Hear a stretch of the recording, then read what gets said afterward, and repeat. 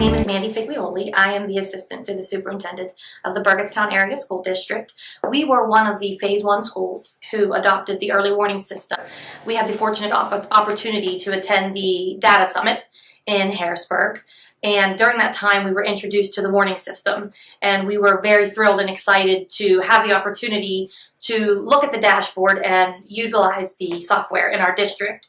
So the process for becoming involved with the early warning system, we work directly with Sally Flaherty and her team, and MMS is our SIS, who has also been cooperating with the early warning system from the very beginning of the project. And the first year was really spent starting to understand what the capabilities were of the dashboard. Our tech director did all of the work on the back end of making sure that things were in place for our data to be uploaded. It goes back into making sure that your data is accurate so that you can making sure that your PIMS reporting is accurate, that you're receiving your funding. For us, it really was a way that made us value our data input even more. Not that you were just putting in data to do PIMS reporting, but now that you were able to access this data daily and use it in daily decision making. Currently at this time, the central office administrators use the early warning system, the principals use the early warning system, and last year we began using it with the guidance counselors and the school psychologists. And we use it in a variety of capacities depending on your position in the district. Me personally, as the assistant to the superintendent, I'm constantly looking at what's going on in our schools. The early warning system looks at 3 different components particularly. It's looking at the attendance of the students, the behaviors of the students, and the course grades of the students. And those 3 things together allow you to identify potential students that may be at risk of dropping out. I can log in and see how are the attendance in both buildings? Are we having issues with the attendance rate? That's something that you do not want to wait until the end of the year when you're filing your state report to look at those types of issues. We're looking at behaviors. I'm looking to see, are there issues in the buildings that we have students who are we seeing safety violations? Are we seeing bus violations? So those things help as far as, again, that end of the year's report that you're reporting. These things, you're aware of these things prior to reporting so that you can solve those problems. Also, as a central administrator, I get a lot of phone calls, whether it be from parents or other stakeholders. And a lot of times if it's about a student, you don't like to go into that conversation blind.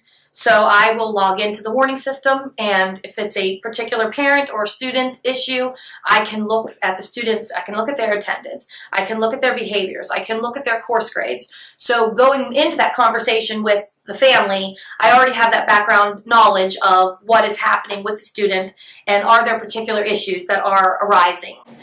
Something that we are working on and we have not completed yet is our intervention catalog. It does have the capacity to assign interventions for academics, behavior, and course grades, and you can monitor those interventions through the early warning system. And we eventually would like to go completely digital for processes such as child study, the SAP referral process. All of that information is in there on the student so that information could be projected for the team, and everybody has that access to that data. And what we started to do with the intervention catalog is to populate it. We started with shared spreadsheets. So we put our guidance counselors and our school psychologists together, and we started organizing a list of our resources, resources we would use for attendance, resources for behaviors, resources for course grades. And so now we are in the process of populating those resources into the intervention catalog so that we can use it as an accountability system for interventions. The early warning system is a great way to hold yourself accountable for the interventions that are occurring in the district, monitoring them, coming back to the table each month and saying, is it working? Is it not working? How can we adjust ourselves and make the correct changes for the students to be successful in any of those 3 categories? As far as setting it up, it took us about once all the tech uploads were in, it was a matter of a few months that we were able to, our tech director, communicate with the state, get again, working in conjunction with our SIS, which is MMS, and making sure that all of the information is in there and that we get a live update every day. Every night the system updates, so I can log in and have at my fingertips what the data was the day according to the day before. One of the very good things I like about it also is in my position I write grants for the district, and I can log in at any point. A lot of times when you're applying for grant applications, they want to know your demographics for your district, whether it be your the nationality of your students, your free and reduced lunch, your percentage of special education students. You have access to that on any given day. And it allows me to see problems before they become major issues.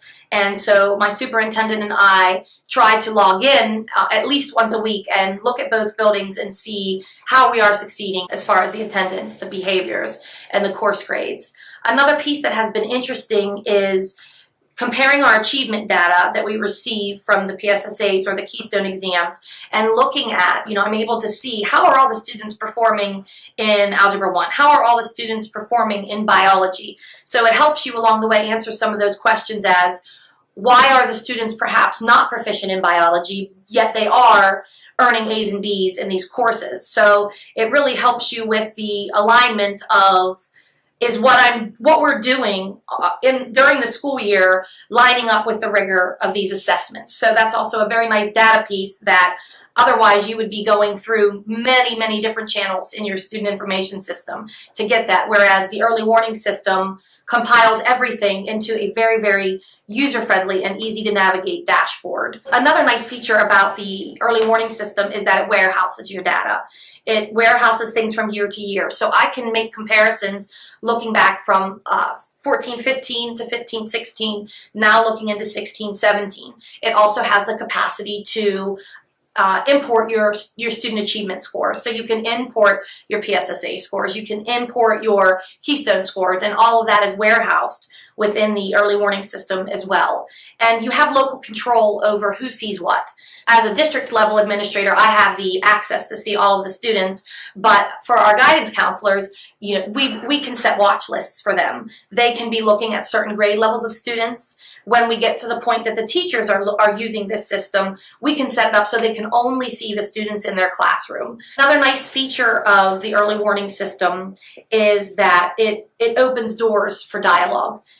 When administrators meet at times, you're basing conversations off of things you observe, things you hear, and the early warning system allows you to validate that your problems are significant and are legitimate, and it allows you to prioritize in solving all of the problems that schools are faced with solving today. For when we enrolled in the early warning system, it was new and there wasn't a lot of support. So there were some training documents that were prepared that we were able to use.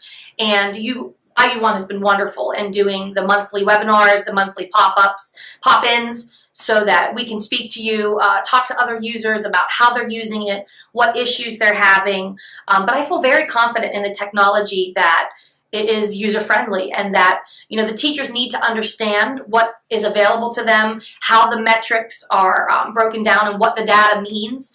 But as far as user-friendliness, it is very, very user-friendly.